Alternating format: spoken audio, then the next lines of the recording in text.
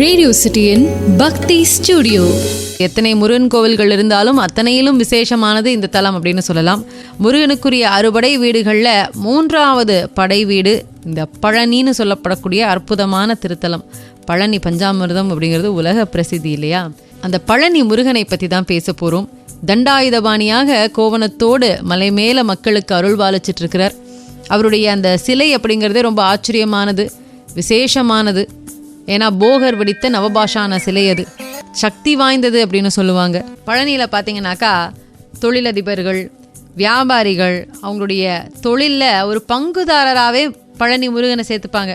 தொழில் தொடங்குறதுக்கு முன்னாடி அந்த தொடங்கும் போதே தண்டாயுதபாணியினுடைய பேர்லேயும் ஒரு முதலை போட்டுருவாங்க. அந்த பங்கு தொகைக்கு கிடைக்கக்கூடிய லாபத்தை தைப்பூசம், பங்குனி உத்திர விழாக்கள் எல்லாம் பார்த்தீங்கன்னா உண்டியலில் கொண்டு போய் போட்டுருவாங்க. முருகனை அந்த மாதிரி பார்ட்னராக சேர்த்துக்கிட்டால் லாபம் அமோகமாக இருக்கும் அப்படிங்கிறது அவங்களுடைய நம்பிக்கை. இப்படி இன்னும் நிறைய நம்பிக்கைகள் இருக்கு.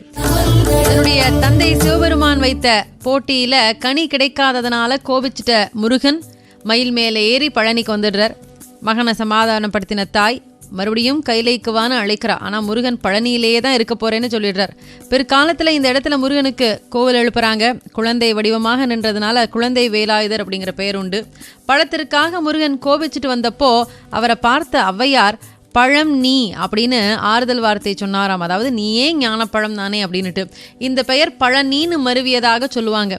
கனிந்த பழம் எப்படி உதிர்ந்து விடுமோ அது போல சொந்த பந்தங்களையும் உலக பொருட்களையும் அது தரக்கூடிய அந்த இன்பத்தையும் விட்டு விலகினால் ஞானம் கைகூடும் அப்படிங்கிறது பொருள். அதனால தான் முருகப்பெருமான் பெற்றோர் சகோதரர் மீது இருக்கக்கூடிய அந்த பந்தத்தை எல்லாம் விட்டுட்டு இங்கே வந்துடுறார்.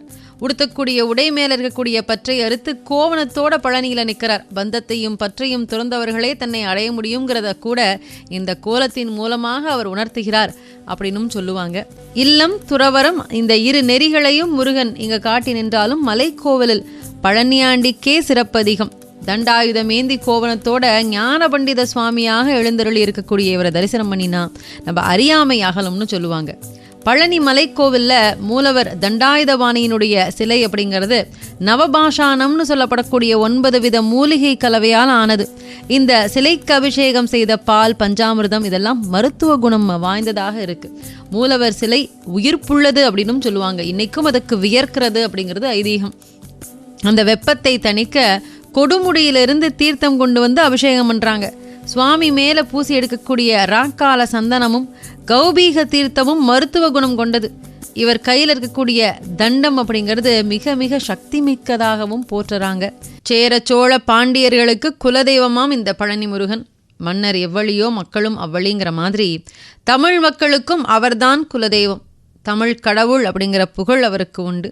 மூவேந்தர்ல கேரள பகுதியை ஆண்ட சேரர்களே மூத்த வாரிசாக இருந்தாங்க. அதனால பழனி முருகன் சேர நாட்டை பார்த்தபடி மேற்கு நோக்கி காட்சி தருகிறார் அப்படின்னு சொல்லுவாங்க.